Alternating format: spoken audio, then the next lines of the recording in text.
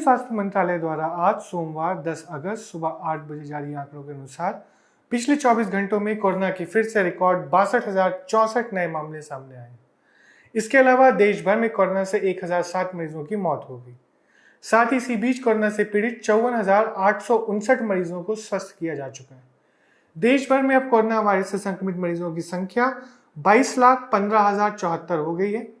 स्वास्थ्य मंत्रालय की ताजा जानकारी के अनुसार देश में अभी तक 69.33% यानी 15,35,743 मरीजों को ठीक किया जा चुका है।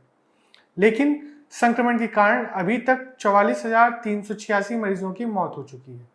इसी के साथ देश में सक्रिय मामलों की संख्या बढ़कर 6,34,945 हो गई है।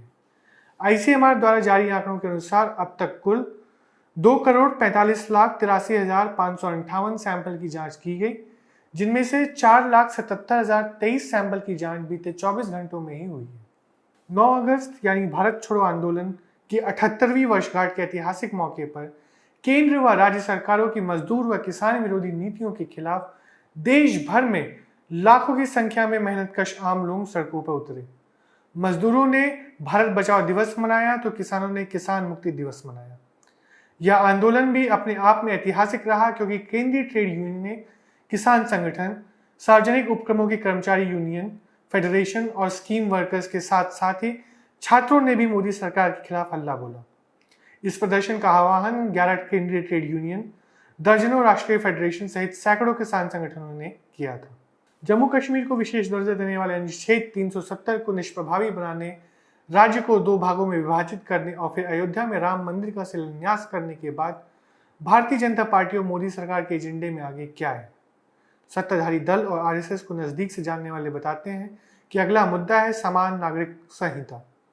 हिंदू राष्ट्रवाद को पुख्ता आधार देने के लिए आरएसएस इसे क्यों जरूरी मानता है? ऐसे कई सवालों की चर्चा कर रहे हैं वरिष्ठ पत्रकार उर्मिलेश। आइए सुनते हैं उन्हें।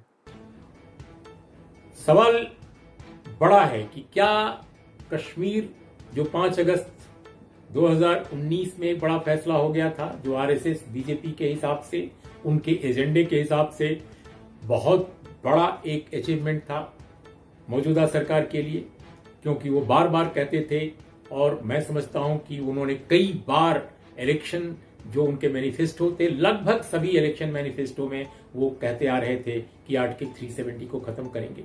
वो काम उन्होंने किया। दूसरा जो काम था अयोध्या में टेम्पल बनाना, तो उसका भी शिलान्यास हो गया इस 5 अगस्त को। अब सवाल यह है कि अगला जो कोई एजेंडा है अगर आरएसएस बीजेपी का सबसे बड़ा, तो वो है यूनिफॉर्म सिविल कोड।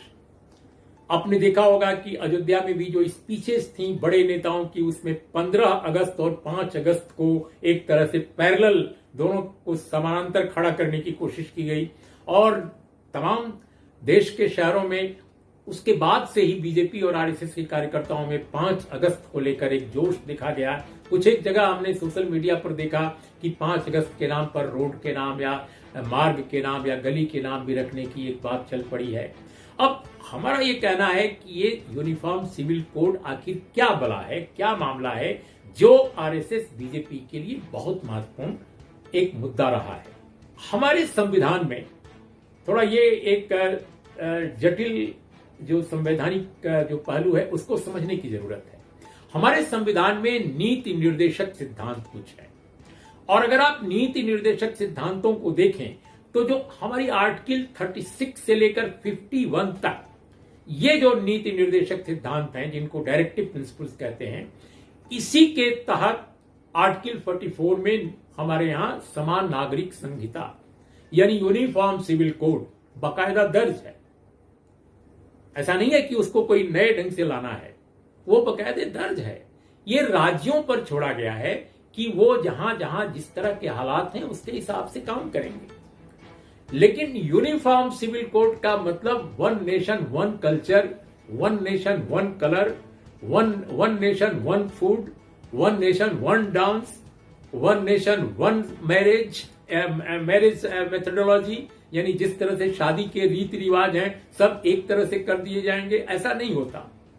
लेकिन कहीं न कहीं ऐसा लगता है कि भारतीय जनता पार्टी के दिमाग में ये जो बार बार आता है 1 nation 1 election, one nation one constitution, one nation one ration card, one nation one power grid, electricity grid के बारे में भी वो कह रहे हैं कि एक ग्रिड होनी चाहिए और उसके लिए प्रयास जारी है। वन नेशन वन टैक्सेशन, तो जीएसटी आ गया।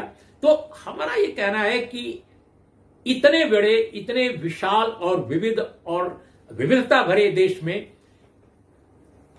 एक ही तरह की सारी चीजें चलाने की जो मंशा है भारतीय जनता पार्टी आरएसएस की, मुझे ऐसा लगता है या बहुत सारे देश के लोगों को लगता है कि समान नागरिक संहिता को वो उसी से जोड़ते हैं। अब सवाल इस बात का है कि हमारा संविधान बहुत सारे प्रश्नों पर कुछ व्यापक टिप्पणियां करता है और एलिब्रेशन के लिए या व्याख्या के लिए वो छोड़ता है कि जो पीढ़ियां हैं आगे आने वाली, जो न्यायालय हैं, जो पार्लियामेंट है, जो समाज है, वो स्वयं उसको व्याख्यायित करेगा। लेकिन भारतीय जनता पार्टी चाहती है कि वो हर चीज को अपने ढंग से व्याख्यायित करे। जहां पर हमारे संविधान में मौलिक अधिकारों में, बुनियादी जो अधिकार हैं, फंडामेंटल राइट्स जो हैं, उनमें जो समानता के अधिकार हैं, उनको कोई तवज्जो नहीं है। उनको भारतीय जनता पार्टी तवज्जो देने को तैयार नहीं है। आरक्षण के जो पहलू हैं, जो एफर्मेटिव एक्शन है, वो तो इस सरकार ने उनको तहस नहस कर दिया है। लेकिन वो समान नागरिक संहिता के जरिए बहुत सारे ऐसे काम करना चाहती है जो समाज की विविधता को पूरी तरह क्षत विक्षत करते हों। जो स्पेशल मैरिज एक्ट हो सकता है, tribal ethnic community, minorities community के बहुत सारे राइट्स हो सकते हैं, समय समय पर बनाए गए उनके लिए नियम हो सकते हैं, रूल्स हो सकते हैं, उनके शादी को लेकर, उनके रीति रिवाज को लेकर, उनके खान पान को लेकर, उनके बहुत सारे और जो पारंपरिक रूप से चले आ रहे रिवाज हैं, उनको बरकरार रखने के, ट्राइबल इलाकों में जैसे हमने देखा है। तो ये जो पहलू हैं, उनको ये चाहते हैं कि बिल्कुल खत्म कर करके एक ढंग का बना दिया जाए। और दोस्तों, मुझे याद आ रहा है कि पिछले साल 15 अगस्त को जब माननीय प्रधानमंत्री ने लाल किले की प्राचीर से भाषण किया, देश को संबोधित किया, उसके ठीक 1 या 2 दिन बाद मैं देख रहा था कि शेषाद्रीचारी, जो राष्ट्रीय स्वयंसेवक संघ से जुड़े एक बड़े वैचारिक, उनके भी बुद्धिजीवी माने जाते हैं और वो पत्रकार हैं, उन्होंने ऑर्गेनाइजर का संपादन भी किया है, लेकिन बहुत अच्छी टिप्पणियां भी करते हैं आरएसएस को लेकर। बहुत सारे भारतीय जनता पार्टी की मौजूदा सरकार को लेकर उनकी टिप्पणियां कई बार बहुत बहस का विषय भी बनती हैं। तो उन्होंने 16 या 17 अगस्त को, मुझे याद है, एक बड़े न्यूज पोर्टल पर उन्होंने एक लेख लिखा जिसमें उन्होंने कहा था, पॉपुलेशन जो जनसंख्या विस्फोट का जो प्रधानमंत्री जी ने काफी महत्व के साथ जिक्र किया था अपने भाषण में, उसकी रोशनी में शेषाद्रीचारी ने यह कहा था कि बीजेपी का, मौजूदा मोदी सरकार का अब तमाम इन इश्यूज के बाद जो हल हो चुके हैं, जिनको वो एड्रेस कर चुकी है, अगला जो उसका मुकाम है यूनिफॉर्म सिविल कोड है। तो दोस्तों, इसलिए भी संकेत मिलता है कि एक बहुत महत्वपूर्ण व्यक्ति जो आरएसएस में और आरएसएस के माउथपीस में इतने लंबे समय तक काम किया हो, संकेत दे रहा है कि यूनिफॉर्म सिविल कोड अगला कदम है। इसी के मुतालिक मेरे अंदर का जो रिपोर्टर है वो भी जागा। मैंने भी आज बहुत सारे बीजेपी के टॉप और मझोले किस्म के नेताओं से भी मैंने कुछ एक से बात की, खासकर स्टेट्स के जो नेता हैं, उनके बड़े नेता, और उनमें से कई नेताओं ने मुझसे बात की। उन्होंने नाम जाहिर न करने की शर्त पर कहा कि यूनिफॉर्म सिविल कोड को लेकर बीजेपी इसलिए संजीदा गंभीर है क्योंकि आरएसएस के लिए ये बहुत महत्वपूर्ण एजेंडा है। और दोस्तों, ये जो मसला है कश्मीर का, जो 5 अगस्त 2019 को जो एग्जीक्यूट किया गया, वो एक बड़ा एजेंडा था आरएसएस बीजेपी का, जनसंघ का भी। तो ये दूसरा जो अयोध्या का मसला है, वो इस 5 अगस्त को उसका शिलान्यास हो गया, भूमि पूजन हो गया। तो तीसरा यूनिफॉर्म सिविल कोड बचा हुआ है। और इसलिए भी ये है क्योंकि राष्ट्रीय स्वयंसेवक संघ 2024-25 के लिए को बहुत महत्वपूर्ण वर्ष मानता है, और इसलिए बीजेपी भी मानती है, इसलिए मौजूदा सरकार भी मानती है। मौजूदा सरकार के लिए सिर्फ 2024 एक पार्लियामेंट्री इलेक्शन का ईयर नहीं है, बल्कि राष्ट्रीय स्वयंसेवक संघ जहां से सारी ये पार्टी, सारी ये धारा निकली है, उसके 100 वर्ष पूरे हो रहे हैं।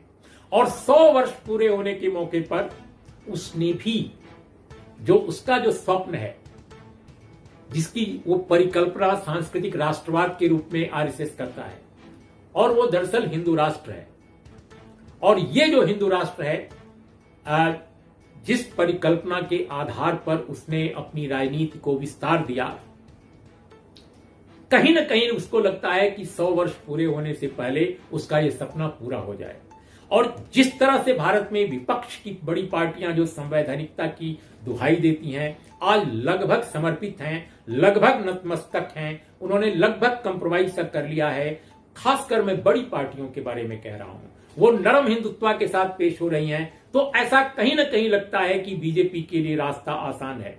जो मुखालफत है, जो आलोचना है, जो असहमति का स्वर है, वो इंटेलेक्चुअल्स की तरफ से है, बुद्धिजीवियों की तरफ से है, लेखकों की तरफ से है, और कुछ सोशल एक्टिविस्ट की तरफ से है, जिन पर सबसे अधिक आज दमन ढाया जा रहा है। सबसे अगर जुल्मो सितम के शिकार हैं तो वही लोग हैं। पॉलिटिकल पार्टी अपोजिशन की नहीं है, ये ध्यान देने की बात है। इसलिए कहीं ना कहीं लगता है कि यूनिफॉर्म सिविल कोड के जरिए जो बीजेपी की सरकार है, चाहे वो स्पेशल मैरिज एक्ट हो, जैसा मैंने पहले कहा, या और जो विविधता के बहुत सारे नियम कानून और आचार विचार हैं, उन पर एक तरह से मुकम्मल उन पर बंदिश लगाने की कोशिश करेगी। क्योंकि डायरेक्टिव प्रिंसिपल में जो चीज ऑलरेडी है, उसको बार बार उसका जिक्र करना और अलग एक मोड़ देना, ये एक बहुत ही दिलचस्प बात है, बहुत ही रोचक बात है। तो ये मुझे लगता है कि जो 3 बड़े एजेंडे रहे हैं भारतीय जनता पार्टी के, आरएसएस के, वो उसमें से एक एजेंडे के लिए अब देखना है कि वो कब तक इंतजार करते हैं। और लेकिन दिलचस्प बात यह है कि जितनी पार्लियामेंट्री कमेटी रही हैं अब तक की इस मुद्दे पर, या इवन लॉ कमीशन जो 2018 में एक कंसल्टेशन पेपर दिया था, जो मौजूदा सरकार का 2018 की बात है, उसमें लॉ कमीशन के कंसल्टेशन पेपर में भी यह कहा गया था कि मौजूदा दौर में किसी भी कीमत पर जो समान नागरिक संहिता है, उसको अलग से नियमावली के तौर पे कोई नियम बनाकर अलग से एग्जीक्यूट करने की बात करना न तो इच्छित है न जरूरी है। लेकिन अब देखना है कि उसको जो बीजेपी है कितना इच्छित, कितना जरूरी समझती है। तो मुझे लगता है कि ये पहलू बहुत महत्वपूर्ण है, जो आज के दौर में अयोध्या के बाद, कश्मीर के बाद बीजेपी आरएसएस का एक बड़ा एजेंडा है। समान नागरिक संहिता, यूनिफॉर्म सिविल कोड, उस पर भारतीय समाज में क्या बहस, क्या विमर्श और किस तरह की स्थितियां पैदा होती हैं। इन्हीं शब्दों के साथ दोस्तों नमस्कार, आदाब, सत श्री अकाल। आज के डेली राउंडअप में बस इतना ही। इन सभी खबरों को और विस्तार में जानने के लिए आप जा सकते हैं न्यूज़ क्लिक की वेबसाइट पर। हमें फॉलो कीजिए ट्विटर, फेसबुक, इंस्टाग्राम पर, सब्सक्राइब कीजिए यूट्यूब पर, और साथ ही साथ नजर डालिए हमारी हिंदी वेबसाइट hindi.newsclick.in पर। देखते रहिए न्यूज़ क्लिक। धन्यवाद।